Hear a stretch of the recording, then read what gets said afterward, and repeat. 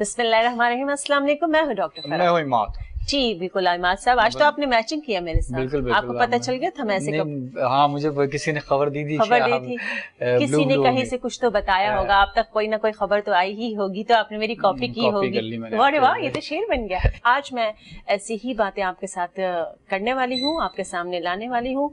खाने के हवाले से, फूड अथॉरिटी के हवाले से उनकी क्या क्या जिम्मेदारियां होती हैं, वो क्या क्या चीजें कर रहे हैं और कहाँ किन होटलों के ऊपर उनकी नजर है, किन रेस्टोरेंट के ऊपर उन्होंने छापे मारे हैं। जी हाँ, आपको बहुत से वीडियोस मिल रही होती हैं जो कि आप फेसबुक पे देखते हैं, जो आप दूसरे सोशल मीडिया पे देखते हैं, मगर आज हम उनसे बहुत से ऐसे सवाल करेंगे आप लोगों के लिए। कितना पुराना गोश्त जो है वो खाने में इस्तेमाल करते हैं, पुराने मसाले होते हैं, 2-2 दिन का खाना अगर बच जाता है तो क्या उसको फ्रीज करके आपको दिया जाता है, आपका स्टमक खराब होता है। जी मां साहब क्या कहेंगे? हमारे साथ हैं क्या कहते हैं आज के जो मेहमान हैं, शौकत अली सुलेमान उमरसन हमारे साथ मौजूद हैं। चीफ एग्जीक्यूटिव लाल किला हैं, डिप्टी चीफ CPLC सिंध हैं, board members Sindh food authority हैं, patron in chief all Pakistan restaurant association है। इतनी सारी जिम्मेदारियां सर अकेले आप? अस्सलाम वालेकुम। कैसे हैं आप? खैरियत से? सबसे पहले तो ये बताएं कि शौकत अली सुलेमान नाम तो उमरसन क्या है? देखिए, जिस तरह ये उमरसन एक हमारा फैमिली नेम है, जैसे आपने देखा होगा जैक्सन, माइकलसन, रॉबर्टसन, हटसन, बेसन, ऐसे उमरसन। अच्छा, तो ये कहीं आप लोग कहीं यूरोप से या इधर से तो नहीं? उधर से नहीं, मतलब एक नॉर्मल एक है, जाहिर बात है। एक मेरे दादा का नाम उमर था, तो उससे हमने उमरसन कर दिया। अच्छा, तो ये एक उस तरह की आपने वो चला, लेकिन बड़ा अच्छा लग रहा है जी, बड़ा यूनिक और डिफरेंट लग रहा है। भाई तभी बहुत शुक्रिया सर आपके आने का, आपका टाइम देने का। मैं अटैक करने वाली हूँ क्योंकि मुझसे बर्दाश्त नहीं रहा। ये आप करेंगे पहले अटैक? नहीं, पहले आप शुरू करें। आप अटैक कर लें। लेडीज फर्स्ट है, चीज में होती है। लेडीज फर्स्ट कर लें। अच्छा, देखा जाए ना, लेडीज फर्स्ट जितना ये लोग हमारे यहाँ जो जेंट्स है कहते हैं लेडीज फर्स्ट, यकीन करें जहाँ लेडीज को फर्स्ट करना चाहिए वहाँ ये लोग पूछते भी नहीं है। सर इस बारे में आप क्या कहेंगे? आप एक आदमी है, पहले यहीं से शुरू कर लेते हैं। देखिए, इस बारे में दो राय अलग अलग मुख्तलिफ हैं। ठीक है। कई दफा हम कहते हैं लेडीज फर्स्ट। औरतों को भी ये होता है, जहाँ उनको जगह नहीं मिलती है, जहाँ लाइन बड़ी होती है, वो कहते हैं लेडीज फर्स्ट। और जहाँ दूसरी बात होती है तो फिर ये कहती है कि नहीं, हुकूक तो बराबर होना चाहिए, हमें तो हर जगह बराबरी दें आप। जब बराबरी की बात आती है तो कहते हैं नहीं, लेडीज फर्स्ट। तो ये बराबरी कहती है ना कि हम बराबर हैं, हमें बराबर के हुकूक मिलने चाहिए, बराबर की चीजें मिलनी चाहिए। और जब बारी आती है लाइन पे खड़े रहने की या कहीं, तो कहती है नहीं, लेडीज फर्स्ट, लेडीज को पहले जगह। आजकल बैंक में जो चल रही है SOPs, उसके हवाले से अगर कहा जाए खवातीन को थोड़ा सा इंतजार कर ले तो वो गुस्सा आ जाती है, हम क्यों करें इंतजार। बिल्कुल आपने ठीक बात की। इसके साथ साथ ये भी बता दें कि रेस्टोरेंट्स जो अभी कोविड में बहुत ज्यादा मसला हुआ, पूरी दुनिया में हुआ, पाकिस्तान में भी हुआ, रेस्टोरेंट बंद हुए, तो उसमें कितना बड़ा एक गैप आ गया है। देखें, जब से कोविड हुआ है और इसके बाद जो पोजीशन सामने आई है, उसमें मैं समझता हूँ कि लाखों अफराद जो हैं वो रेस्टोरेंट में जो काम करते हैं, उनकी रेस्टोरेंट में से जो लाखों अफराद हैं वो बेरोजगार हो गए हैं। और कई रेस्टोरेंट आप ये समझ लें अभी तक रेस्टोरेंट खुली नहीं है, जो डाइन इन अभी तक जो है वो बंद है। और मैं समझता हूँ कि जो 60% रेस्टोरेंट जो है वो तमाम बंद है, और तकरीबन 25 से 30% रेस्टोरेंट ऐसे हैं जो बिल्कुल ही बंद हो गए हमेशा के लिए। तो सही कह रहे हैं, और वो भी जो अभी है खुले हुए 10 बजे तक खुले। जी हाँ, वो भी अफोर्ड इसलिए नहीं कर सकते कि जाहिर बात है, जब आपने इतना बड़ा वो कर दिया, इकदाम ले लिया कि भाई हमेशा के लिए बंद रहेंगे। हालांकि दूसरे ममालिक में आप देखें तो वहाँ पे सबसे पहले डिलीवरी खुली, इसके बाद रेस्टोरेंट भी खुले, और उनकी SOPs होती है कि भाई वेंटिलेशन अच्छा हो जाए, चीजें अच्छी हो जाए। लेकिन हुकूमत ने अभी तक, मैं समझता हूँ कि अभी जो डेट आई है 15 मार्च आई हुई है, लेकिन आप ये देखें ना, मैं आपको बताता हूँ कि रेस्टोरेंट क्यों बंद किया आपने। रेस्टोरेंट में कितने आदमी होते हैं? 50 आदमी होते हैं, 100 आदमी होते हैं। आपकी एक पिंडी से, लाहौर से ट्रेन आती है, उसमें 2000 आदमी आते हैं, तो उसमें कोई SOPs नहीं होती है। पूरे आप जाएं, अभी एयरपोर्ट पे जाएं तो आपको हर जगह इतनी SOPs एयरपोर्ट पे फॉलो करनी पड़ेगी कि थोड़ा दूर खड़े रहो, टिकट होगी, ये होगा, फलाना वजन होगा, वो सारी चीजें होगी।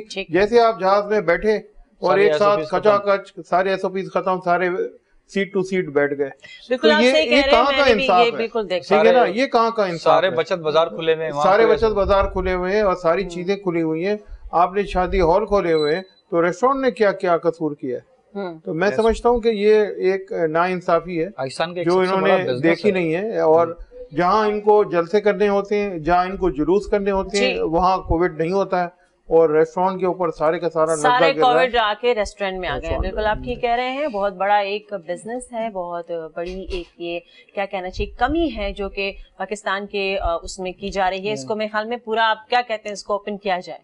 बिल्कुल फौरी तौर पे इसको खोलना चाहिए, बल्कि इसके साथ साथ जो जिन रेस्टोरेंट को इन्होंने जो नुकसान पहुंचा है कोविड में, उनको जो कोई ना कोई मराद देनी चाहिए और हुकूमत को ये एकदम लेना चाहिए, खास करके फेडरल गवर्नमेंट को ये लेना चाहिए कि कोई ना कोई रेस्टोरेंट को जो है वो कम से कम कोई ना कोई ऐसा उनको मुआवजा दिया जाए, कोई चीज दी जाए, इनकम टैक्स में छूट दी जाए। कहाँ से दिए जाए? उनके आपसी झगड़े अभी तक खत्म नहीं हो रहे, तो वो आवाम को कहाँ से देखेंगे? देखे ना, जब आप चाहते हैं कि एक अच्छी हुकूमत हो, आप चाहते हैं इस्लामी रियासत बने, और आप जब इस तरह की बातें करते हैं तो फिर जाहिर बात है जो लोग टैक्स भर रहे हैं उनका क्या कसूर था?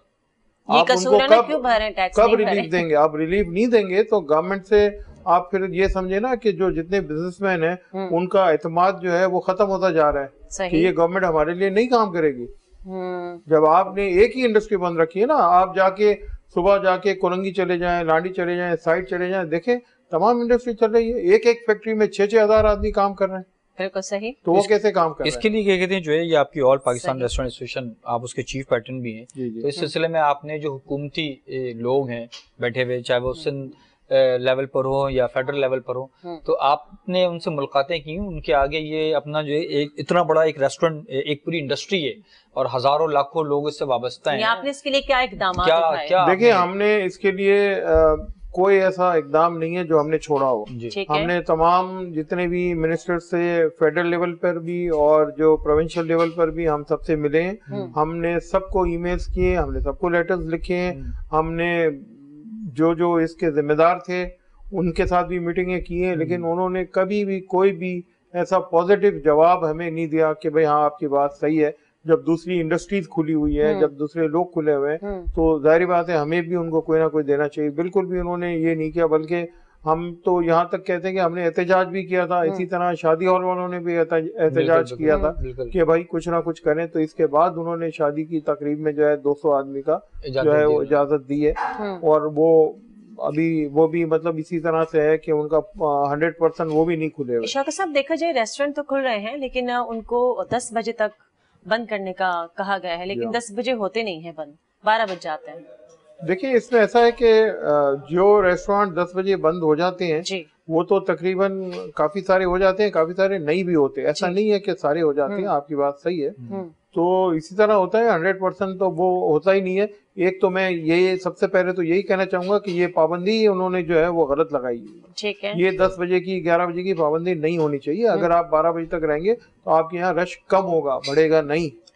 ठीक है ना, इसी तरह रश कम होता है क्योंकि वो सब डिवाइड हो जाते हैं कस्टमर, और जो पहले जो 6-8 महीने तक जो बंद रहे हैं, जो इनका कमर टूट गई है रेस्टोरेंट वालों की, वो चला नहीं सकते, वो बिल्कुल ही बैंकरप्ट होने के काबिल हो गए हैं, तो उसमें मजीद और इजाफा करना मैं समझता हूँ ये बहुत ही रेस्टोरेंट के साथ साथ आपके जो वेटर्स होते हैं वो तबका जो ज्यादा मिडिल या लोअर मिडिल है वो ज्यादा मुतासिर हुआ है, उनकी जॉब्स चली गई हैं, उनके पास काम नहीं है, रोज की बहुत सी उनकी सैलरियां कम होती है, रोज के टिप्स से उनका घर चल रहा होता है, तो वो भी बहुत ज्यादा इससे मुतासिर वो नहीं है। हमारे साथ देखिए 40 इंडस्ट्रियां जुड़ी हुई हैं, जैसे हमारे साथ फ्रूट्स है, वेजिटेबल है, चिकन है, बीफ है, मीट है, ऑयल है, बहुत सारी इंडस्ट्रीज हैं, और उनके भी बहुत सारे लोग होते हैं। तो ये बहुत बड़ा अलमिया है कि गवर्नमेंट ने इसके ऊपर कोई तवज्जो नहीं दी, और मैं आपके तवज्जो से ये कहना चाहूंगा फेडरल गवर्नमेंट को भी और सिंध गवर्नमेंट को भी कि बराए मेहरबानी कोई ना कोई जो है वो ऐसी चीज लाई जाए जो ताकि इनका कोई तवारुक किया जाए कि उनको कोई ना कोई चीज एडजस्ट। सर, असल में देखा जाए तो सिंध गवर्नमेंट ने वो चीज जो नहीं सुननी होती फेडरल की वो नहीं सुनते हैं, और जो सुननी होती है वो सुनते हैं। अगर इस हवाले से हम देखें, हाँ खैर एकदम ये फेडरल और क्या कहते हैं सिंध गवर्नमेंट को आपस में लड़ना नहीं चाहिए इस मामला के अंदर। सबसे बड़ी देखना चाहिए कि आवाम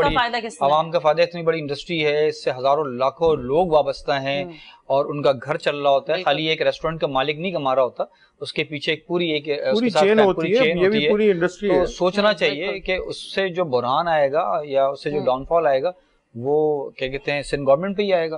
तो सिंध गवर्नमेंट जो है हल करना चाहिए इसका मसला। तो ये तो बड़ा गंभीर मसला है, क्योंकि हम भी चाहते हैं कि रेस्टोरेंट जाएं, खाना खाएं, डाइनिंग करें। नहीं, हम चाहते हैं, लेकिन डाइनिंग डिनर करें, मगर वो ओपन एरिया में डाइनिंग हाँ, तो बहुत कम ऐसे रेस्टोरेंट है। बाकी जो आपने देखे होंगे कि जब हम शुरू से कह रहे थे कि हमें ये रोड पे ले आए, और बाकी में ये हमारे सारे रेस्टोरेंट जो है ना वो रोड पर ही आ जाएंगे।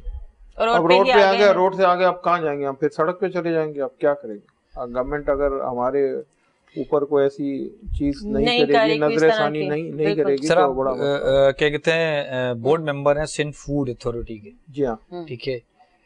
और सिंध फूड अथॉरिटी शायद अभी ज्यादा अरसा नहीं हुआ कयाम करना, आई थिंक सो 4-5 साल पहले, 2 साल पहले इसका ये अमल में। जो रेस्टोरेंट्स में जहाँ पे गैर मियारी खाने होते हैं, उनके ऊपर आपने कितना रोकथाम किया? देखिए, सिंध फूड अथॉरिटी में बहुत सारे बोर्ड मेंबर्स हैं, और हम रेस्टोरेंट एसोसिएशन की तरफ से मैं एक मेंबर आया हुआ हूँ इसमें, ठीक है ना। और हम इसमें वॉलंटरी काम कर रहे हैं, ठीक है। और हमने हमेशा से यही कहा है, बल्कि पूरा सिंध फूड अथॉरिटी की जो रूल्स हैं, रेगुलेशन हैं, हमने सबने मिल के इसको बनाए। सही। और मैं समझता हूँ कि ये बहुत अच्छी अथॉरिटी बन सकती है अगर उस पे भी अगर गवर्नमेंट तवज्जो दे और उस पे अच्छे क्वालिफाइड लोग लेके आए, ताकि जो रेस्टोरेंट इंडस्ट्री है, अभी हमने लोगों को अवेयरनेस देनी है। ठीक है ना। ऐसा नहीं कि हर रेस्टोरेंट में जाएं, सील करते हैं भाई 3 लाख जुर्माना, 5 लाख जुर्माना, जो 70 साल से जो चल रहा है, अचानक जाके आप उसको नहीं कर सकते। वो डीसी साहब पहुंच जाते हैं, वो देखें, वो तो हाँ, उस पे तो हमने बड़ी जो है वो बहस हुई है, और इसमें हमारे बड़े एतराजात हैं। इस तरह से नहीं होना चाहिए। आप जाएं, उनको एक कागज दें, आप उनको वार्निंग दें, आप उनको बताएं कि किस तरह से करना है। हमने उनको ट्रेंड करना है। सर, 2 साल से आप लोगों का ये जो सिंध अथॉरिटी, फूड अथॉरिटी पे आप काम कर रहे हैं, 2 साल का एक वक्फा होता है, एक टाइम पीरियड होता है।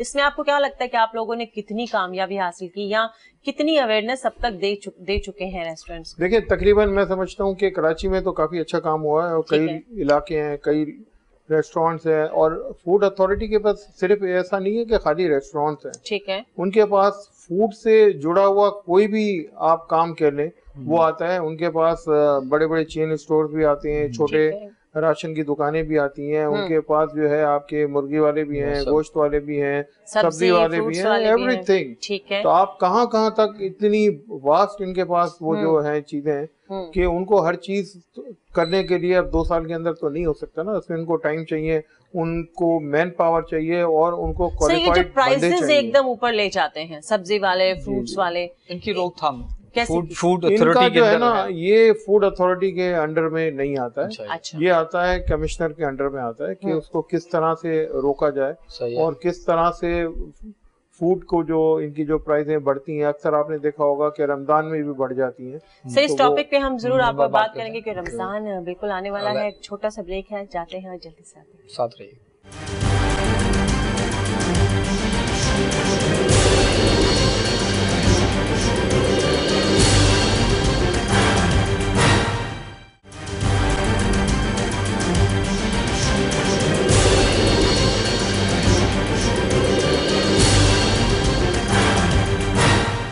Welcome back. शौकत साहब से हम क्या कहते हैं बहुत सारी बातें करेंगे अभी, और अभी फूड अथॉरिटी के मुतालिक बातचीत कर रहे थे अभी। जी बिल्कुल, आप रमजान की बात आपने शुरू की थी, जो कि अगले ही महीने इंशाल्लाह आने वाला है। देखिए, रमजान आने वाला है, और मेरी तो सबसे ये रिक्वेस्ट भी है कि इस महीने में जो है वो रेट बढ़ाने के बजाय रेट जो है वो कम कर दिए जाएं, बल्कि प्रॉफिट कम कर दिए जाएं। लेकिन आप इस दफा देखेंगे कि रेट बढ़ेंगे भी, और मेरे ख्याल से तो हद से ज्यादा बढ़ेंगे। नहीं, हद से ज्यादा नहीं बढ़ेंगे, क्योंकि देखें, कोई भी इंडस्ट्रियलिस्ट जो है, या कोई भी कारोबारी, कोई भी बिजनेसमैन जो है, वो कभी ये नहीं चाहेगा कि मैं जो है वो इतने रेट बढ़ा दूं कि मेरे पास कोई लोग लेने के लिए ना आए। ठीक है ना। नीचे से आप ऊपर तक देखें ना, नीचे एक फ्रूट वाले से ले लें ना, आपका रेट कहाँ बढ़ता है। फ्रूट वाले से आप जब देखेंगे कि यार ये फ्रूट जो पहले जो मुझे 200 रुपए का किलो मिलता था, वो 500 रुपए का हो गया, ये 400 हो गया, दूध हो गया, दही हो गया, कहता है कि पीछे से महंगा मिल रहा है। जो अशना जरूरी है ना, जो चीजें जरूरी चीजें हैं वो 35 या 40 चीजें जरूरी हैं, इन पर गवर्नमेंट को जो है ना सख्ती से अमल दरामद करना चाहिए। जैसे गोश्त हो गया, तेल हो गया, मुर्गी हो गई, और दूध हो गया, दही हो गया, ये ऑयल हो गया, बहुत सारी चीजें ऐसी हैं उन पर अगर दही है, सब्जियां हैं, फ्रूट्स है, सारी चीजें बहुत जरूरी हैं सर। खजूरें बहुत जरूरी है। इन पे जो है, इन पे अगर रेट पे कंट्रोल हो जाए रमजान के जमाने में, तो मैं समझता हूँ कि काफी कंट्रोल हो जाएगा। मगर एक चीज है, लोगों को खुद महंगी आती है तो वो फिर महंगी, तो महंगी कैसे होती है सर? मतलब रमजान से पहले जखीरा अंदोजी कर ली जाती होगी, वो रमजान में होता होगा, रमजान में महंगा करके, और क्या कहते हैं 10 रमजान के बाद वो खुद उम्रे पे चले जाते हैं। तो वैसे वो भी देखें, आप कह रहे हैं, लेकिन इस तरह से अगर वो कोई करता है तो जाहिर बात है उसकी वो अल्लाह को हिसाब देना पड़ेगा। क्योंकि फूड को आप देखते हैं जिसमें सब्जियां भी हैं, फ्रूट्स भी हैं, महंगाई की चीजें तो चलती आ रही हैं, चलती रहेंगी। और आपने बहुत अच्छी बात की कि रमजान में अगर आप लोग कम कर दें, पूरी दुनिया में जो मुसलमान नहीं है वो भी कीमतों को हाफ कर देते हैं, आधा कर देते हैं, और हमारे यहाँ आधे करने की बजाय उसको 1.5 गुना बढ़ा दिया जाता है। सर, खाने के हवाले से बहुत सी ऐसी वीडियोस भी आती हैं फूड के हवाले से कि अगर आज का खाना बच गया किसी रेस्टोरेंट में तो वो उसको फ्रीज कर दिया जाता है, या शायद 2 दिन भी कर दिया जाता है, फिर उसको रिफ्रेश करके पेश किया जाता है, क्योंकि वो मसाले इतने डाल दिए जाते हैं वो पता नहीं चलते। तो इस तरह के कितने रेस्टोरेंट में आपका सामना हुआ, या जा सके, या पता चला, या रिपोर्ट्स आती हैं आपके पास?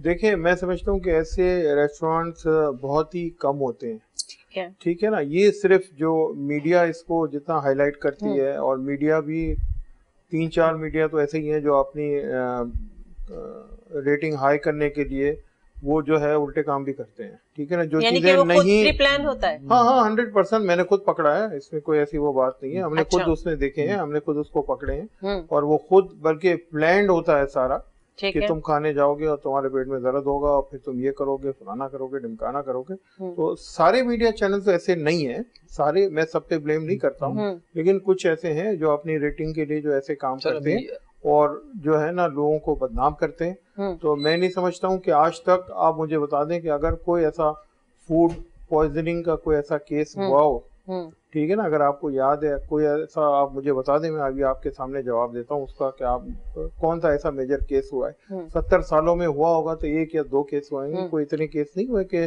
जिसपे आदमी एकदम होकर। हाँ, हाइजीन 100% जरूरी है, होना चाहिए। लोगों की रेस्टोरेंट साफ सुथरी होनी चाहिए, लोगों के पास जो चीजें हैं वो 100% उसको क्वालिटी की होनी चाहिए, मियारी होना चाहिए। उसमें हम बिल्कुल गवर्नमेंट के साथ हैं, और जब हम जाते हैं तो हम खुद भी वहाँ जाके एतराज करते हैं कि हाइजीन कंट्रोल 100%। सर, बड़े रेस्टोरेंट में देखा जाए तो फिर भी हाइजीन का शायद ख्याल रखा जाता है, लेकिन अगर छोटे रेस्टोरेंट में देखा जाए तो उस तरह नहीं होता, क्योंकि आपकी जो टीम है, इसकी कैपेसिटी, इसको बढ़ा दिया जाए, ताकि जितने भी कराची में आपके अंदाजे में या आपकी रिपोर्ट के मुताबिक कितने रेस्टोरेंट होंगे पूरे कराची? देखिए, मेरे एक मोहतात अंदाजे के हिसाब से अगर हमने देखा है तो तकरीबन 40,000 के करीब छोटे बड़े सब मिला के 40,000। ठीक है ना, ये तो खाली मैं आपको बता रहा हूँ कि रेस्टोरेंट्स की बात कर रहा हूँ। अब इसमें तो बहुत सारे बंद हो गए कोविड में, लेकिन उसके अलावा सिर्फ रेस्टोरेंट ही थोड़ी है, उसके अलावा आपके पास सब्जी वाले हैं, फ्रूट वाले हैं, ढाबे वाले हैं, चाय वाले हैं।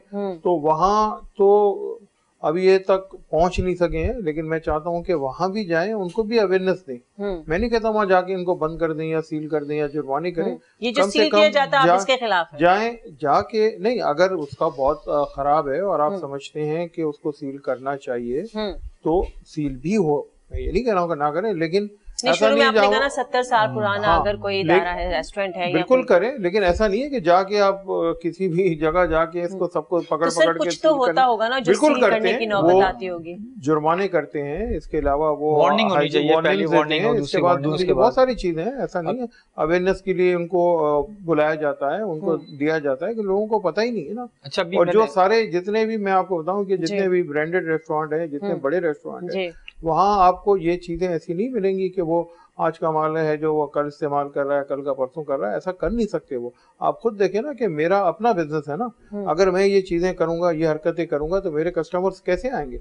सही, मुझे तो अपने कस्टमर्स को अच्छे से अच्छा देना हो ना। आप अपना जैसे प्रोग्राम करते हैं तो आप कभी ये सोचते हैं कि अभी छोड़ो यार, अभी यही एक ही कपड़े मैंने पहने हैं जो पूरे महीने चलेंगे, इसको नहीं करते ना। आप इतना ख्याल रखते हैं ना कि आपका मेकअप रूम अलग होता है, आपका आदमी अलग होता है, चेकिंग के लिए लोग अलग होते हैं, ठीक है ना, लाइट सारी फोकस रखते हैं। आप क्यों रखते हैं? इससे कि आपका चैनल सब देखें। इसी तरह हमारे रेस्टोरेंट में भी होता है कि हम भी साफ सफाई सुथराई रखते हैं। खुदा न खास्ता किसी का पेट खराब हो गया, खुदा न खास्ता कुछ हो गया तो मेरा तो कस्टमर लूज हो गया ना। अभी मैंने कल की खबर पढ़ी है कि मंगो पीर के अंदर एक साफ पकड़े गए सुअर का गोश्त सप्लाई करते हुए।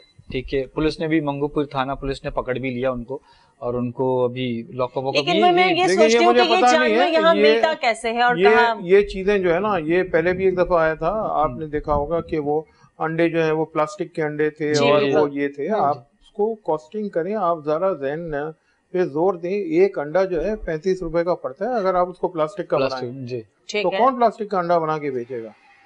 ठीक है ना। तो ये इसकी भी इंक्वायरी हुई, इसकी भी तहकीकात हुई, तो बाद में पता चला कि ये फेक, ये कर नहीं सकते ना। देखे ना, अंडा कितने का आता है मैक्सिमम? 10 रुपए का, 12 रुपए का, इतने 10-12 रुपए महंगा होता है, 15 रुपए। हाँ, बस इससे ज्यादा महंगा थोड़ी होता है। तो इसमें कौन इतनी बेईमानी करेगा और कौन जो है वो ऐसी प्रोडक्शन करेगा? और यहाँ मेरे ख्याल से तो ये ऐसी कोई चीज नहीं। प्लास्टिक अंडे मुझे तो समझ नहीं है, वो टूटेगा कैसे, पकेगा कैसे, इसका प्लास्टिक राइस भी आ गया था कि जी वो चावल भी प्लास्टिक के चाइना में बन रहे हैं। मुल्क में, चाइना में या हो सकता है किसी मुल्क में ये चीजें बनती भी होंगी, लेकिन पाकिस्तान में मेरे ख्याल से इसको इम्पोर्ट करना या इसकी मशीनरी पूरी प्लांट लगाना तो अंडा बनाना आसान। असल में देखा जाए तो देखिए हमारे यहाँ अगर पाकिस्तान को सिर्फ नेगेटिव चीजें ही दिखाई जाती है, पाकिस्तान में पॉजिटिव चीजें भी बहुत है। अगर यहाँ पे खराबी है तो यहाँ अच्छाई भी है।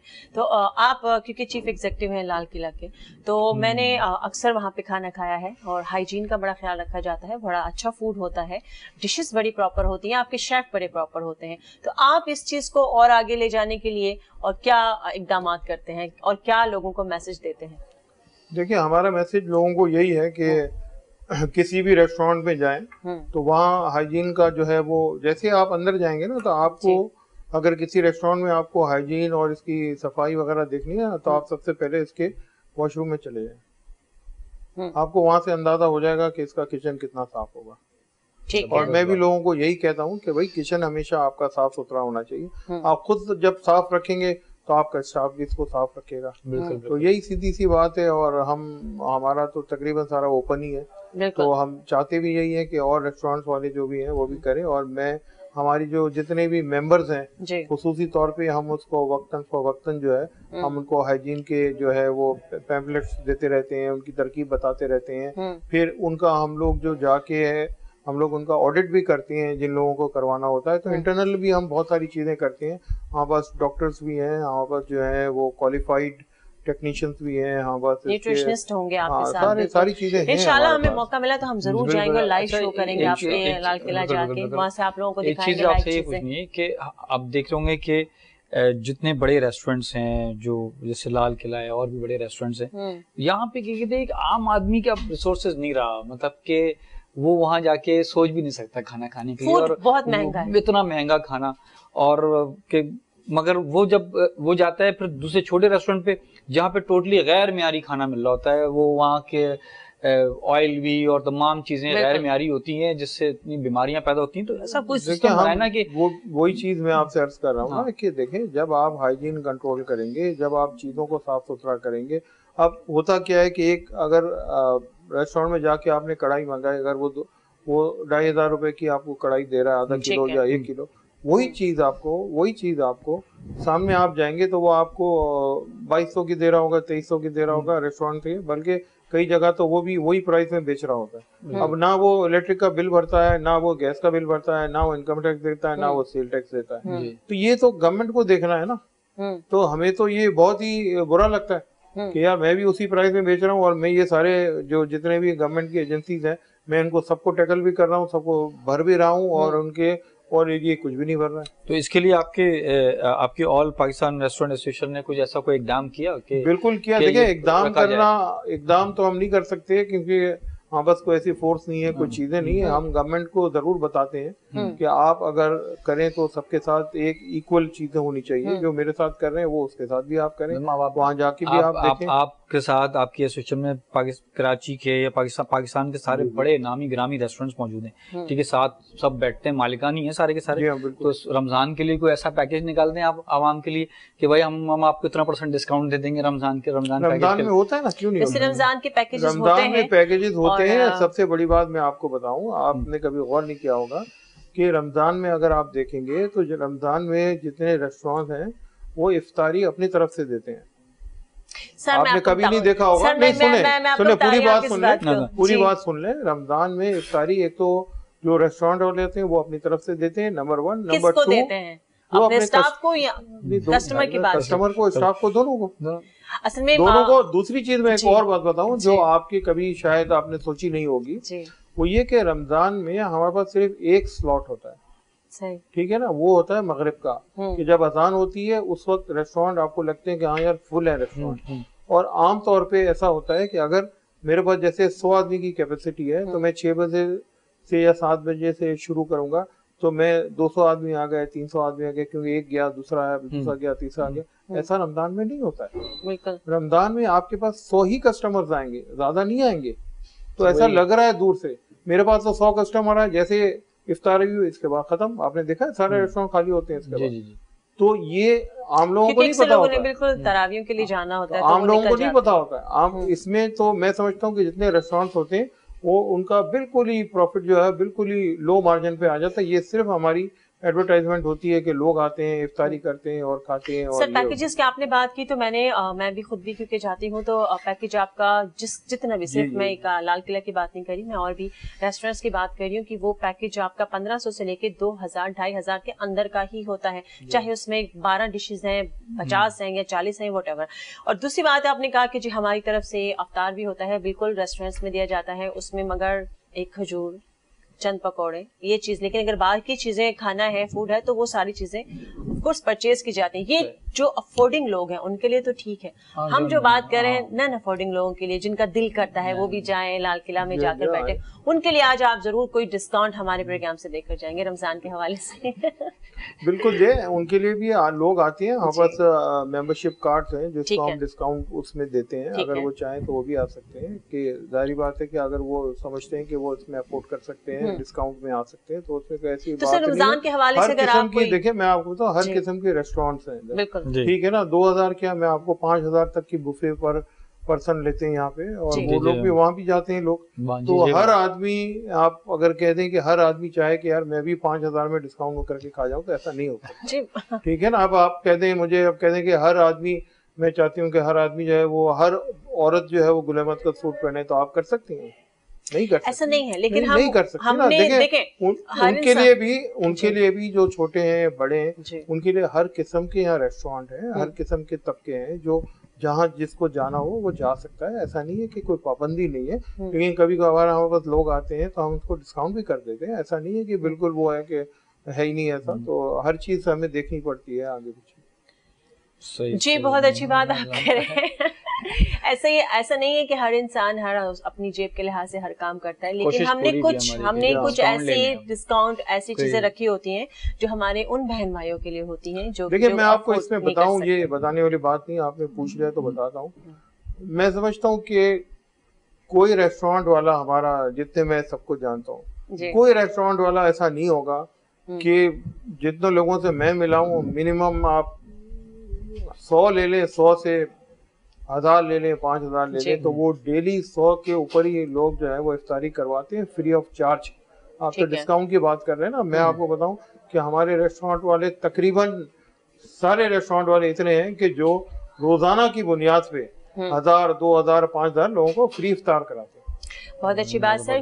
लोग बताते नहीं होता। आपसे पूछने का मकसद ये था, देखिए जब आप, मैं आपको बता रहा हूँ ना, मैं आपको बता रहा हूँ, और ये मैं वसूख के साथ कहता हूँ कि मैं नहीं समझता हूँ कि एक रेस्टोरेंट वाला भी ऐसा होगा जिसने लोगों को फ्री इफ्तार ना कराया हुआ हर रमजान में। बल्कि पूरा आप देखेंगे तो रेस्टोरेंट के बाहर टेबल्स लगे हुए होते हैं कि लोग आए और इफ्तारी करें, और इसके अलावा कई जगह पे वो इफ्तारी पहुंचाते भी हैं। तो अब ये चीजें जो है वो बताने की तो नहीं होती ना, खामोशी से की जाती है। अच्छा, ये आपसे हम आप जो ये रेस्टोरेंट बिजनेस में आए, तो ये आपका फैमिली बिजनेस था या आप खुद आपने?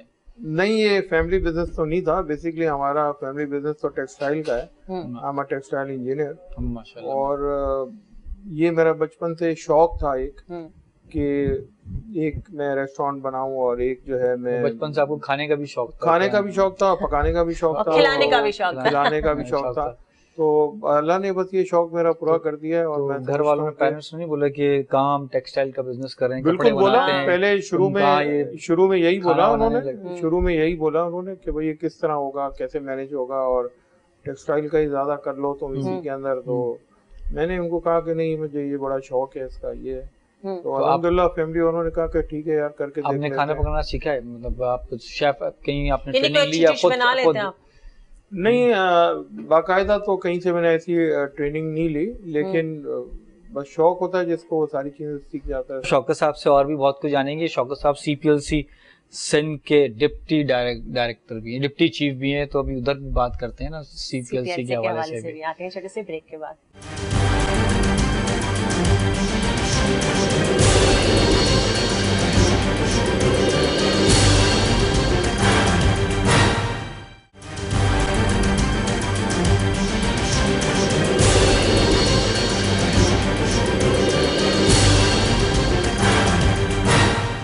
Welcome back. अब आप कुछ बिल्कुल पूछना चाह रही थी, आप कुछ और सवाल करना चाह रही थी? मैं मजीद पूछती रहूंगी। CPLC के हवाले से मेरे माइंड में एक सवाल, ये जो साइन बोर्ड्स के हवाले से अगर हम बात करते हैं, बहुत ज्यादा अच्छा बड़ा एक मीडिया था, एक अच्छा बड़ा बिजनेस था, और कुछ हादसाती तौर पे, हादसे तो बहुत होते हैं, हादसाती तौर पे अगर कोई बोर्ड गिर गए तो वो सारे बिजनेस को बंद किया गया। लेकिन पहले इतनी इजाजत दे दी जाती है कि हर दरख्त को काट के ये पूरे पैनल खड़े हो जाते थे, लेकिन अब बिल्कुल इसको बंद कर दिया गया। तो ये क्या बिल्कुल बंद रहेगा या कि इनको खोलने का भी कुछ प्लान है?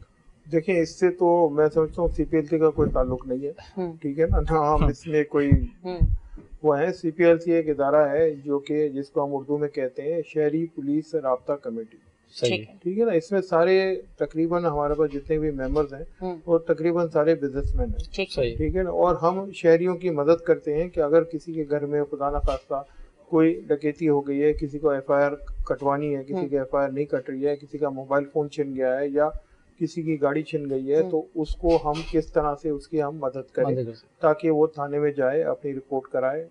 और अगर किसी का मोबाइल फोन खो गया है तो वो किस तरह से हम इसको ढूंढेंगे, कैसे मिलेगा। तो इस तरह की चीजें CPLC में ज्यादा होती हैं। पहले सबसे पहले शुरू जब हुआ था तो किडनैपिंग फॉर रैंसम जो था ये एक बड़े उरूज पे था। बिल्कुल तो उस पे जब हमने शहरियों ने मिलके पुलिस के साथ काम किया और माशाल्लाह से इसको अब तो ये बिल्कुल 0 पे आ गया है। और ये सारा चीजें जो है वो पुलिस ने, रेंजर्स ने, CPLC ने, सब ने मिलके जो है इसको कंट्रोल किया। स्नैचिंग को, जी हाँ, स्नैचिंग हो गई, फिर भत्ताखोरी हो गई, फिर रॉबरी हो गई, फिर आप डकैतियां हो गई। आप देखिए बहुत कम है। तो पुलिस के दरमियान और आपके दरमियान क्लैश नहीं होता ये कि आप नहीं, देखिए हम जो काम करते हैं ना, हमारे पास जो कंप्लेंट्स आती है हम उस पे काम करते हैं, ठीक है ना। जैसे आपने कंप्लेन कर दी कि भाई मेरे घर पे डकैती हो गई, मुझे FIR कटवानी है, मेरे FIR नहीं कट रही है, तो फिर हम इलाके का जो SP होता है, SSP होता है, उसके पास से बैठ के उनसे वो हेल्प करके उनकी मदद करते हैं। हमने कभी भी पुलिस के काम में जो है ना इंटरफेयर नहीं किया। वो अपना काम अलग करती है, हमारा तो वेलफेयर का काम है। आप ये समझ लें, गाड़ियां या बाइक्स अगर बहुत ज्यादा चोरी हो जाती हैं या छीन ली जाती हैं तो वो मेरे ख्याल में मुश्किल से वापस मिलती हैं, तो फिर वो क्यों नहीं मिलती? अगर इस पे काम हो रहा है तो मुख्तलिफ वजूहात हैं। गाड़ियां तो अब मेरे ख्याल से बहुत ही कम हो गई हैं जो कि चोरी हो रही है। और सर अगर न्यूज़ देखे ना तो हर 2 दिन बाद कोई ना कोई गाड़ी की रिपोर्ट आई होती है, घर के सामने से चोरी हो गई। पूरी दुनिया में आप देखेंगे ना तो इस वक्त पूरी दुनिया में अगर आप देखेंगे तो सबसे ज्यादा आप देखेंगे क्राइम कहाँ पे होते हैं। आप देखेंगे सबसे ज्यादा अभी क्राइम जो है वो अमेरिका में होते हैं, न्यूयॉर्क में होते हैं, ठीक है ना। हमारे पुलिस के पास तो इतनी वो चीजें भी नहीं है, इतनी इनके पास फोर्स भी नहीं है, इसके बाद भी उन्होंने कंट्रोल करके रखा है। अब इसके बाद आप दूसरे नंबर पे ले लें तो आपको बहुत सारे ऐसे कंट्रीज मिलेंगे। और अल्हम्दुलिल्लाह मैं कहता हूँ कि इस वक्त जो आप अगर कराची को देखेंगे तो कराची तो 106 नंबर पे है। तो हमारे से ज्यादा कहीं जो है वो क्राइम दूसरे मुल्कों में होता है। तो ये मैं आपको बताना चाह रहा हूँ कि ऐसा नहीं है। और पुलिस ने और लॉ इन्फोर्समेंट एजेंसीज जितनी भी हैं, आर्मी है, इसमें दूसरी एजेंसीज हैं, उन्होंने बड़ा अच्छा काम किया है। और पिछले जो 5-7 साल में, 8 साल में जो काम हुआ है, मैं समझता हूँ कि बहुत अच्छा अभी पीसफुल माहौल है। और इतनी मेगा सिटी है ये, इतनी चीज़ें तो यहाँ होती रहती हैं। और मैं समझता हूँ कि जब ये सेफ सिटी प्रोजेक्ट भी अभी आ रहा है और जब ये सेफ सिटी प्रोजेक्ट आ जाएगा तो काफ़ी और चीज़ें जो है कंट्रोल हो जाएंगी। सर ये क्या है सेफ सिटी प्रोजेक्ट? जिस तरह पंजाब में सेफ सिटी प्रोजेक्ट है, उन्होंने हर जगह जो है वो इलेक्ट्रॉनिकली जो है चीज़ों को कंट्रोल किया हुआ है। कैमरा सिस्टम्स उन्होंने सारे लगाए हुए हैं। इसके बाद पुलिस को उन्होंने अपग्रेड किया हुआ है। बहुत सारी चीज़ें ऐसी हैं कि उसमें वो कंट्रोल हो जाती है। हाँ, क्योंकि पंजाब में अगर देखा जाए तो बहुत ज्यादा। तो ये CPLC में जितने लोग आप लोग काम करते हैं सब वॉलंटरी काम कर रहे होते हैं? सारे वॉलंटियर, सारे वॉलंटियर काम कर रहे होते हैं। हाँ, स्टाफ होता है जो पेड होता है, जो मतलब जैसे कोई ऐसा कोई वाकया जो आपके नजर में आया हो कि जो आपके लिए मतलब परेशान कुन बन गया कि कोई ना कोई वाकया पर्सनल ले लिया हो कि क्या मतलब ऐसा कौन सा? लोग तो बहुत आपको मिलते होंगे तो बड़े केसेस आते होंगे। किडनैपिंग फॉर रैंसम में ऐसे बहुत सारे वाकयात ऐसे हुए हैं, ठीक है, कि जिसमें गरीब भी किडनैप होता है, अमीर भी किडनैप होता है। इसमें एक दफा मेरे साथ ऐसा हुआ था कि किसी का बच्चा किडनैप हो गया था जी। और जब हमने बच्चे से बात कराई उसकी किडनैपर से, तो मेरा ख्याल से वो 2 लाख रुपए सिर्फ मांग रहा था उसको। और अच्छा। मेरे ख्याल से कोई हमने उनसे नेगोशिएट किया, इसके बाद 30,000 रुपए में उसका बात हो गई कि यार 30,000 रुपए दो और अपना बच्चा जो है वो ले जाओ। और उस वक्त जो है हमें बिल्कुल ही इतना अफसोस हुआ, दुख हुआ कि वो जो बेचारा आदमी था उसने कहा सर मुझे 2 दिन का टाइम दे दें। मैंने कहा किस बात का टाइम चाहिए? कहते सर मेरे पास 30,000 नहीं है। फिर हमने उनको कहीं से अरेंज करके दिए और वो बेचारा जो है अपना बच्चा लेके आया। तो ऐसे बहुत सारी चीज़ें होती हैं इंसान के साथ। तो मैं समझता हूँ कि ये जो वॉलंटियर सारे हमारे काम करते हैं तो वो दिन रात लगा के काम करते हैं, तो माशाल्लाह से बड़ा अच्छा रिजल्ट है। सर हमारे पास ऐसी कोई वो नहीं कि किडनैपर से अगर हमारी बात हो रही है तो उसकी जगह को ट्रेस किया जाता या उसको पकड़ा जाता या इस तरह की कोई इकदाम नहीं किए जाते? जी हाँ, बिल्कुल किए जाते हैं, बिल्कुल किए जाते हैं। और जिस तरह बाहर मुल्कों में पकड़ते हैं इसी तरह यहाँ पकड़ते हैं।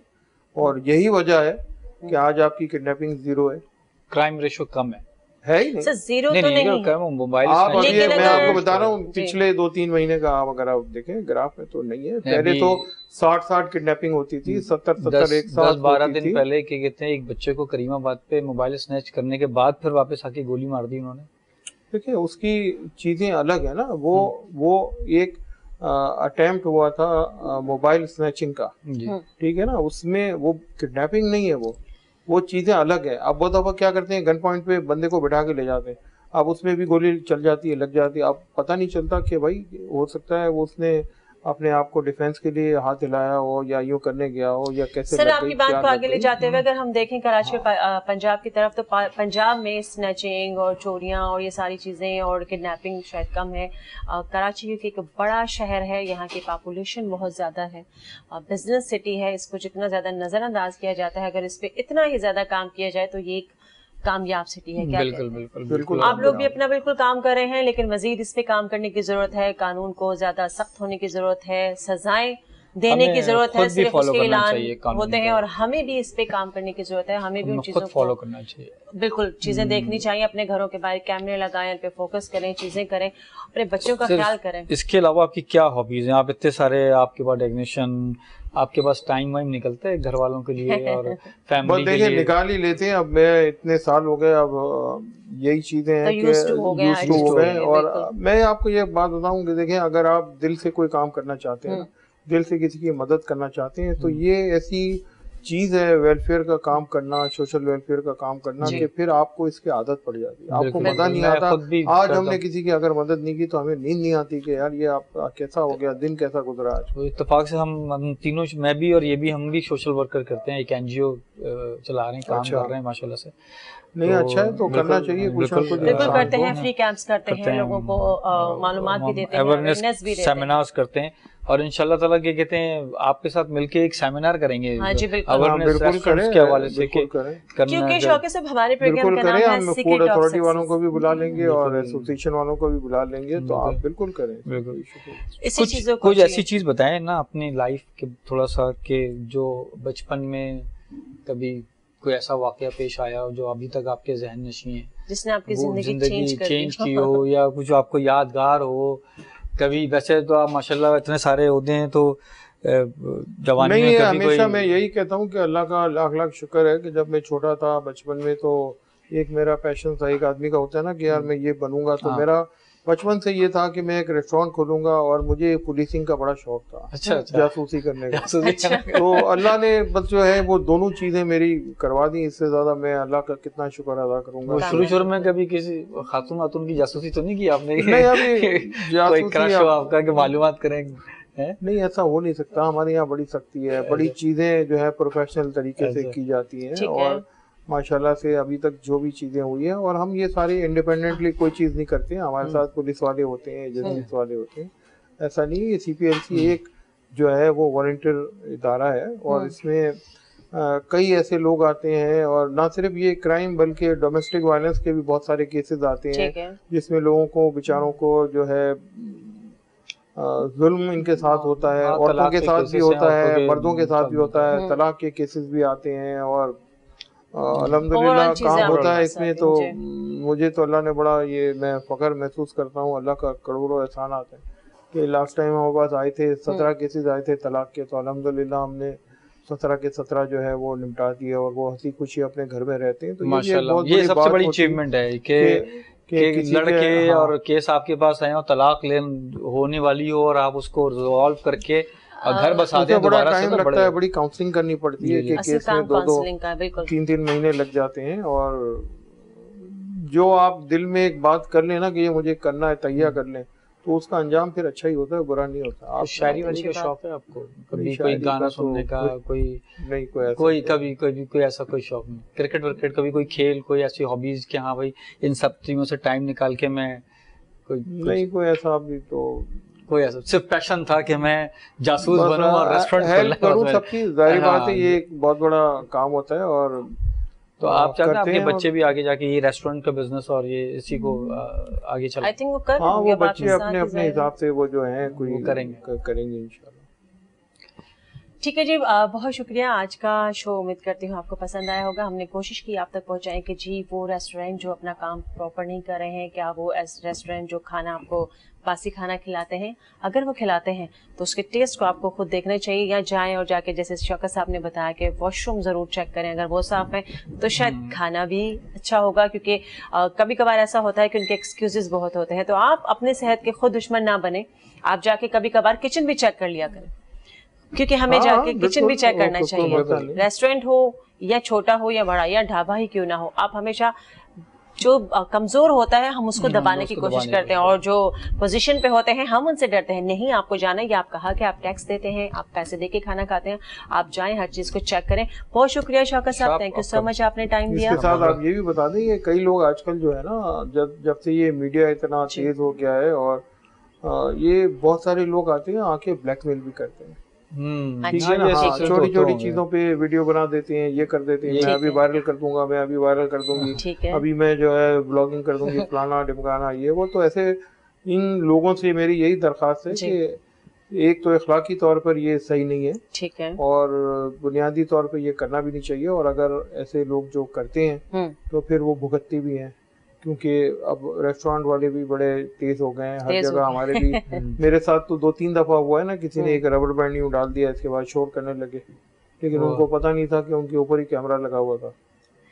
क्योंकि सर के कहने का मकसद अक्सर लड़के इस तरह शरारतें भी करते हैं कि जब पैसे बच जाएं तो ये भी गलत तरीका है, ये भी नहीं करना चाहिए, क्योंकि हमारे पास टाइम खत्म हो चुका है। बहुत शुक्रिया, इजाजत दीजिए डॉक्टर फराक और इमाद साहब को और शौकत साहब को। फिर इंशाल्लाह दोबारा मुलाकात होती है, यहीं पे हम होंगे, वहीं पे आप होंगे। अल्लाह हाफिज। पाकिस्तान जिंदाबाद।